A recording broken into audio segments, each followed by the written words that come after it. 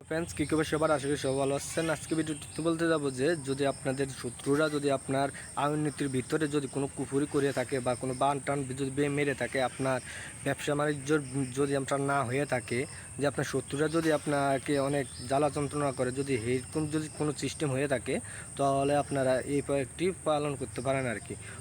প্রয়োগটি অনেকটা পাওয়ারফুল, যদি আপনারা বিশ্বাস সহকারে যদি পালন করেন, অবশ্যই আপনাদের মানে এই ব্যবসা বাণিজ্য বা আপনার আইনতি অতি তাড়াতাড়িতে আর কি যে ভালো হয়ে যাবে।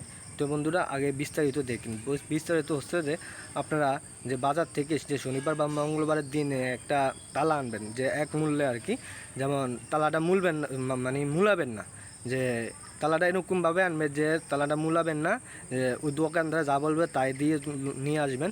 এরপরে আপনি বাড়িতে নিয়ে আসবেন, বাড়িতে নিয়ে এনে আর কি ওই তালাটা আর কি যে খুলে দেখবেন না যে এটা কি নষ্ট না ভালো, ঠিক আছে। এটা খুলে দেখার দরকার নেই, যেভাবে আছে সেভাবে নিয়ে আসুন। আসার পরে আপনি ঘুমাবেন, যে ঘুমানোর জায়গায় আর কি যে আপনি শাহরুখ আপনার মাথার কিনার দিয়ে আর কি আপনি ঘুরাবেন 7 বার, আপনার নামের কিনার দিয়ে ঘুরাবেন 7 বার, আপনার পুরো শরীরের কিনার দিয়ে ঘুরাবেন 7 বার। এভাবে ঘুরে আপনার বালিশের তলে, যে বালিশে আপনি ঘুমাইবেন সেই বালিশের ভিতরে আর কি এটা রেখে দিন বা তলে রেখে দিন।